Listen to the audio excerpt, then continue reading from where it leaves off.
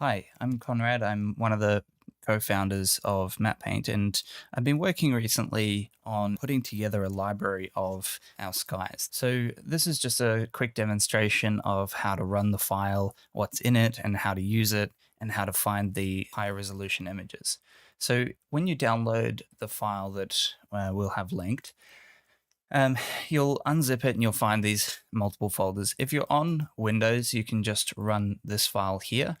If you're on a Mac or Linux, you have the install files there.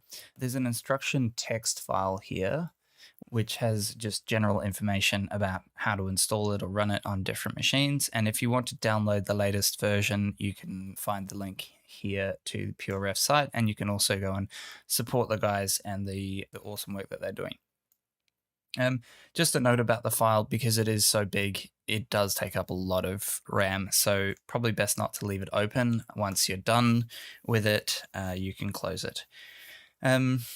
So a preview of what's in the file is here, and these are currently, as of recording, this is most of the images. It actually does truncate across the bottom here.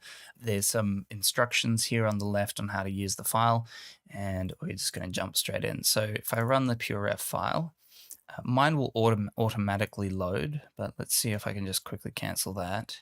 Yeah, so yours will by default look like this. You press Control L and then just find the Sky Backplate library file here and load it. And this is going to take a couple of seconds to load. There are a lot of images. All right, so then from here, normal navigation tips from PureRef is middle mouse click to pan around, zoom with your scroll wheel. And if you want to make it full screen, you can resize it with the corners, or you can press Control F to maximize it. If you're not familiar with PureRef, then I have put the most useful tips on the left here.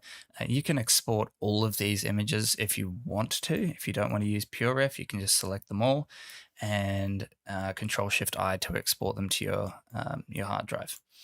So there's a little bit of information about the file. Basically, all of these images are generated from our 360-degree HDRIs, which I'll show you those in a minute.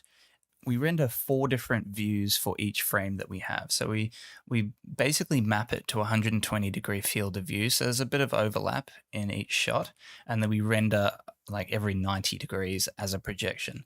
So that allows you, if we take an example, let's find an easy one to track, like here. So we have view 1 is -1. So this is frame 1005, so frame 5. View 1, view 2, view 3, and view 4. So that's rotating around the image. So to bring an image into Photoshop, you can select multiple images or just one image. You can go Control C, and then we'll just go over to Photoshop and paste it into Photoshop. We've put the watermarks here only so that you can find the image later on, because by default, if you copy and paste it into Photoshop, the layer name is just going to say layer 1 or whatever layer you're up to. So this is the sequence that it's from. This is the file name of this particular file, and you can break this down, and it's shown here on the left, the breakdown of the naming convention. If you want to find this on the MattePaint gallery, just go to the gallery and punch in. So we'll go HDRI S005 X39-1. All right, so that will load up the image, and here you can find the image at up to 16,000 pixels wide. You can also find this entire library here in this category here. So you can come to this area, go to sequence 5, and you can find all of that sequence 5 in here. The best way to find a particular frame, though, is to search it, because these are not necessarily in chronological order. And as I said at the start, all of these skies are generated from our HDRIs. So if you want to find the frame that the HDRI relates to, just come over to our HDRIs.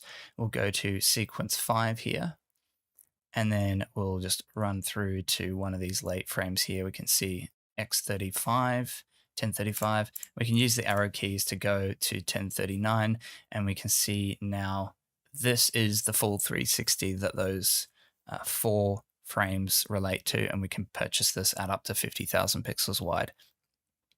So that's really handy if you're working in a 2D and 3D workflow. You can get both the concept and matte painting backgrounds done as well as the 3D lighting done.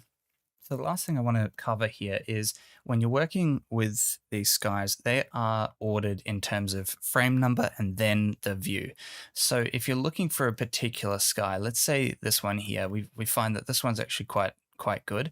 We want to find some variations to this. So we've got 1049-1. What we want to find is 1050-1, which is this one here, and we can select that one, and we'll also go to 1048-1, which is this one here, and we can copy and paste all three of these into our Photoshop document. So this allows you, I'd probably actually just do this individually. So let's just get rid of that, paste that, paste that, paste that. So now we have 3 frames, and you can see here how you get a bit of that passage of time. And this really allows you to control exactly what frames you want to use or what parts of the frame. If you don't like this particular cloud here or this one here, we can blend 2 of these frames together really, really easily.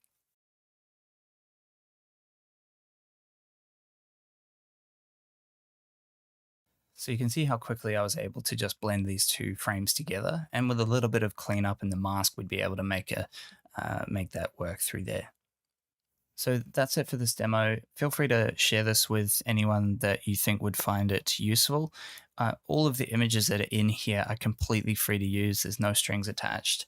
And we will also be updating this file regularly, probably twice a month, I would say, going forwards. At the moment, the only official place to get an update is through our Discord server, but bookmark the Google Drive link for now as well, because that we will add the new versions to that as well.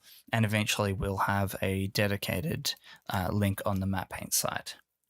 Okay, that's it. If you have any feedback or comments, we'd love to hear them.